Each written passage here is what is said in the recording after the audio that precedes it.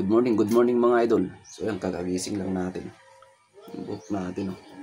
Isi-share ko lang mga bossing yung natutunan natin na kung paano i-valve clearance at i-timing yung Honda na brass cutter mga bossing. Pero stroke pala ito mga boss ha. Sa mga to stroke pala mga bossing ay walang valve yung mga yun. Unlipiga yun mga bossing. Siyempre, ang unang gagawin natin pag mag-valve clearance tayo mga boss. Ita-timing muna natin siya mga bossing. So yan, tanggalin nyo lang yung takip mga boss. Yan, Allen wrench yung ginagamit natin dyan sa pagtanggal ng takip. Then, pag natanggal nyo yung takip, tapos tanggalin nyo pala yung kanyang spark plug mga bossing. Yan. Para mas madaling ikutin. May compression kasi yan pag hindi nyo tinanggal yung spark plug. Dito sa mga brass cutter, karamihan kasi walang mga timing mark yan mga bossing. Ay, meron pala ito. Yun. Nandun siya. Nakaturo sa taas. Pero kahit wala yan mga bossing, kaya natin i-timing yan. Camshaft na to parang sa mga push rod mga bossing na isa lang yung lube nya. Pag kasi nakaturo yan sa taas na ganyan, ibig sabihin yung kanyang doon, yung ilalim niya, hindi siya nakasayad dito sa dito, sa rocker arm niya na yan. Ibig sabihin mayroon siyang play mga bossing. Yan. Basta nakataas itong cam lube niya na ito mga bossing, nakaturo sa taas, tapos yung kanyang timing mark, kung mayroong timing mark, nakaturo sa taas yan mga bossing. Tapos kailangan may play ito mga boss, may play itong intake at exhaust. Ibig sabihin, ito na yung kanyang top dead center. Basta may play yung valve clearance mga bossing, matik na sa top dead center na siya. At ayon sa akin research mga bossing, yung kanyang intake dapat ay siya 0.08. Yan yung standard niya. Pero ito masyado nang maluwag. Yan Tapos dito sa exhaust niya mga bossing ay 0.11 mga bossing. Pero 10 lang yung gamit natin. Pero napakaluwag niya mga boss. 0.25. 0.30 na yung kanyang valve clearance mga bossing, kaya pala hard starting na ito. 0.30 na. Sobrang valve clearance na yan mga bossing, wala na sa standard. Kaya pala ang hirap andarin. Pero maganda rin kasi na malaki yung clearance ito kasi air cooled itong brush cutter. Tapos madalang siya nahanginan kasi nga steady lang tayo pag ginagamit natin siya. At umasa na lang siya sa mga dadaan na hangin mga bossing. Hindi kagaya sa motor na habang tumatakbo nahahanginan.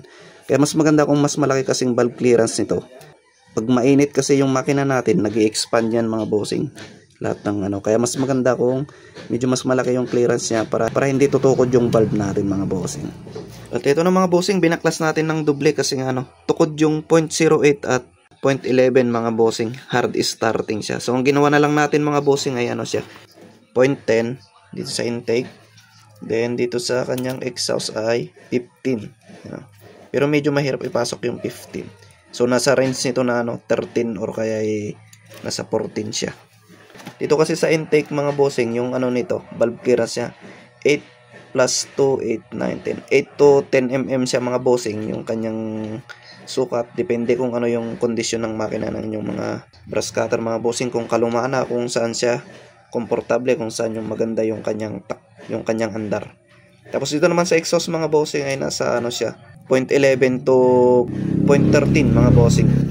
Kahit 0.15 na yan mga bossing, okay na siya dyan. Kung medyo bago pa yung mga natin, mga unit natin, kagaya sa yung matigas pa yung mga spring niya, maganda pa yung mga clearance niya, standard ang gagamitin natin mga bossing. Pag bago pa kasi matigas pa yung mga spring niya, kaya medyo hindi siya ganong tukod.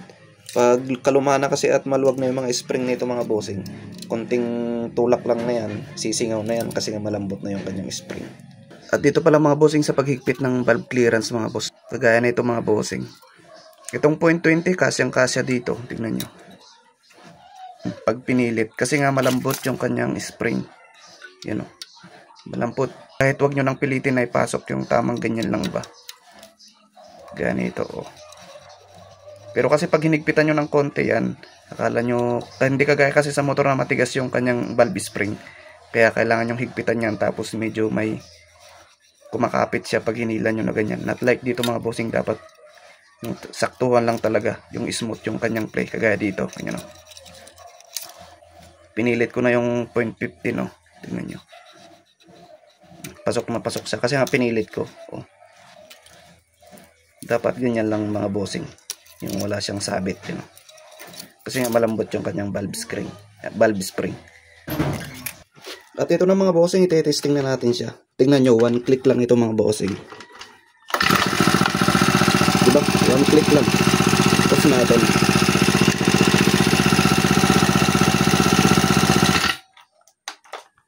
Tapos napakaganda pa ng kanyang idle mga boss. One click to mga boss. Tignan nyo. 1, 2, 3. Yun. Naituno na rin pala natin yung carburetor nito mga bossing. Kaya one click na siya. Hindi na mahirapan yung mayari kahihila dito sa kanyang starter.